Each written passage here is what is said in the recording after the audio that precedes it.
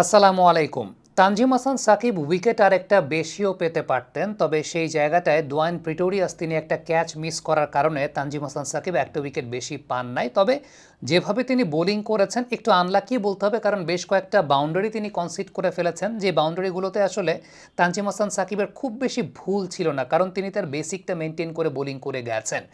In fact তিনি যে 22টা বল করেছেন, সেই 22টা বলের মধ্যে 20টা বলে তিনি করেছেন স্টাম্প চ্যানেলটাকে লক্ষ্য করে।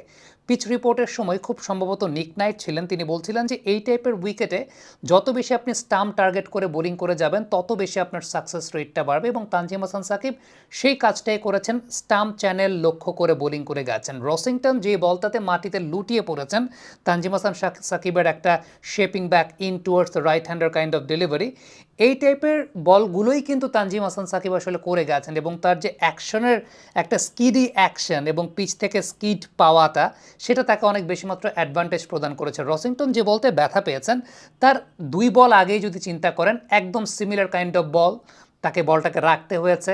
ঠিক তার ইমিডিয়েট আগের বলটাও যদি চিন্তা করেন একদম সিমিলার কাইন্ড অফ বল, বলটাকে তার রাখতে হয়েছে। ইনফ্যাক্ট ওই ওভারের প্রথম বলটাতে তানজিম সাকিব একটা 4 কনসিড করেছেন, যেটা আমি বলছিলাম যে একটু আনলাকি, কারণ যে বলটায় 4 কনসিড করেছেন সেটা একটু এদিক ওদিক হলে আবারও এলবিডব্লিউ এর ফাঁদে পড়তে পারতেন ব্যাটার, এবং সেই জায়গাটায় আউটসাইড এজ হয়ে পরবর্তী সময় সে বলটা চলে গেছে, এবং এটা আসলে বোলারের খুব বেশি কিছু আসলে করার নাই।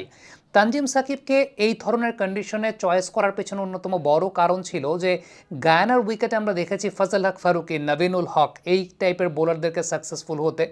তানজিম হাসান সাকিবের 2 ধরনের বৈশিষ্ট্য আছে, একটা হচ্ছে অফ দ্য পিচ মুভমেন্ট, আর একটার যে বিষয়টা সেটা হচ্ছে বলটাকে একটু বিট অফ এয়ার টাইম দিয়ে বাতাস থেকেও সুইংটাকে আদায় করতে পারে, এবং অফ দ্য পিচ মুভমেন্টের একটা ব্যাপার তো রয়েছে। এবং তানজিমকে যে বিষয়টা দেখা গেছে যে 20টা বল, আমি যেটা বলছিলাম যে একদম স্টাম্প চ্যানেলটা মেনটেন করে তিনি বোলিং করে গেছেন।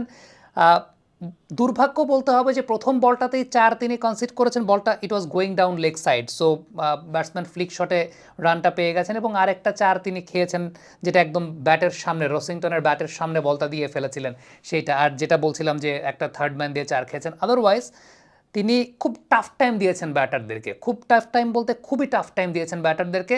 একদম একটা পারফেক্ট চ্যানেল মেনটেন করে তিনি বোলিং করে গেছেন। আপনি বলগুলো দেখতেই পাচ্ছেন যে একদম ব্যাটসম্যানকে কোনো প্রকার রুম দেন নাই, কোনো প্রকার চান্স দেন নাই, কোনো প্রকার অপরচুনিটি দেন নাই, একদম just wicket to wicket incoming ডেলিভারিগুলো করেছেন। এবং তার ওই স্কিডের জায়গাটা, যে অ্যাকশনটা স্কিডি, একটু ওপেন চেস্টেড অ্যাকশন, একটু স্কিডি অ্যাকশন, এবং সেই সঙ্গে যে বিষয়টা খুব উল্লেখযোগ্য সেটা হচ্ছে একদম স্টাম্প চ্যানেলটা মেনটেন করে তিনি যে কাজটা বারংবার করে গেছেন, তা হচ্ছে একটা ডিসেন্ট স্পট থেকে, গুড লেন্থের একটা সুইট স্পট থেকে সে বলগুলোকে ভেতরের দিকে ঢুকাচ্ছিলেন। সো একদম ফুল মার্কস দিতে হবে।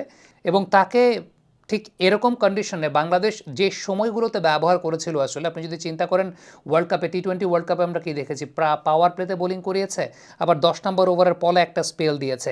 এক্স্যাক্টলি ইমরান তাহির তাকে সেইভাবে ব্যবহার করেছেন এই পার্টিকুলার জায়গাটাতে। আমি বলবো যে একদম প্রথম পরীক্ষাতে তানজিম হাসান সাকিব খুবই সফল। ইভেন ডোয়াইন প্রিটোরিয়াস 4টা উইকেট পেয়েছেন, তবে আমি বলবো যে এই ম্যাচে আসলে প্রেশারটাকে বজায় রেখেছিলেন, প্রেশারটাকে ইনিশিয়ালি ক্রিয়েট করেছিলেন তানজিম হাসান সাকিব। ইনিশিয়ালি তিনি একটা উইকেট তুলে নিয়েছেন, এবং সেই উইকেটটাই অনেকাংশে এবং থ্রেট জেনারেট করা, যেটা আমি বলছিলাম যে ব্যাটসম্যানকে টাফ টাইম দেয়া, এমন না যে ব্যাটসম্যান খুব কমফোর্টেবলি তাকে খেলতে পারছিলেন। ডেফিনেটলি ডোয়াইন প্রিটোরিয়াস পরবর্তী সময় 4টা উইকেট নিয়ে গেছেন, সেটা প্রেশারটা মূলত ক্রিয়েট করে গিয়েছিলেন তানজিম হাসান সাকিব। এবং যারা দেখেছেন ম্যাচটা তারা বলবেন যে কি দুর্দান্ত বোলিংটাই না করেছেন। কমেন্ট বক্সে আপনাদের মন্তব্য মতামত জানতে চাই, লিখে পাঠাবেন।